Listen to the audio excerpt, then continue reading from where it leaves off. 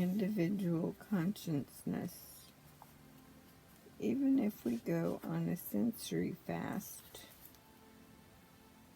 cutting off outside noises and input, we are still consuming a potent source of food, our own consciousness. This, along with collective consciousness, is the fourth source of food.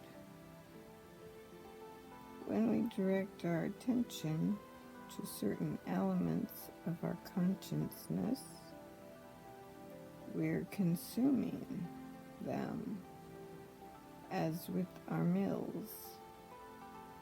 What we consume from our consciousness may be wholesome and healthy, or it may be toxic.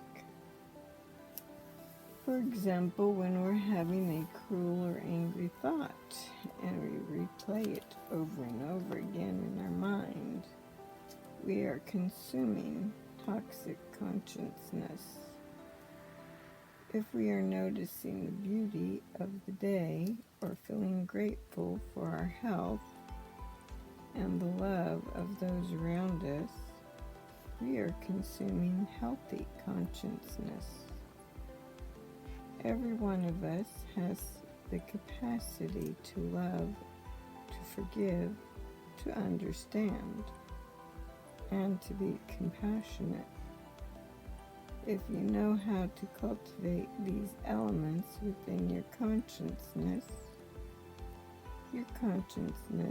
can nourish you with this healthy kind of food that makes you feel wonderful and benefits everyone around you.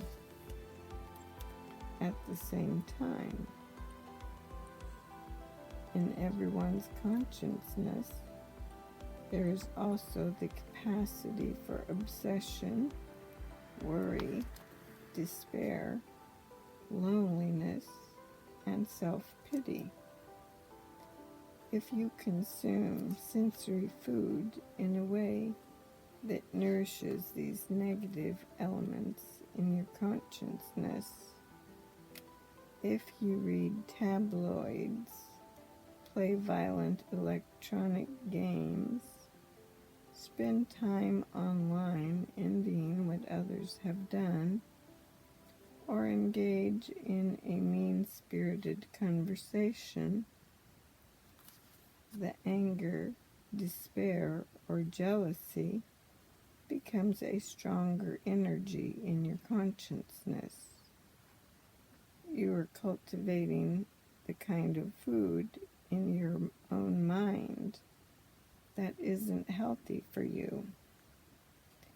Even after you've walked away from the book or the computer game, your mind may continue to revisit and reconsume these toxic elements for hours, days, or weeks afterward, because they have watered the negative seeds in your consciousness.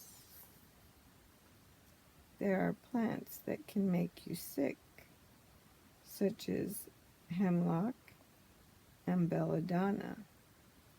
If you consume them, you suffer. People usually don't deliberately grow these plants in their garden. Similarly, you can choose to cultivate the healthy things in your consciousness that will nourish you rather than the toxic things that will poison you and make you suffer.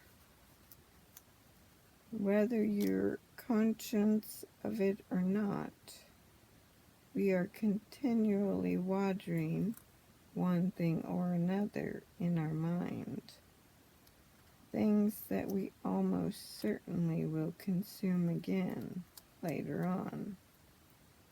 What we water and consume unconsciously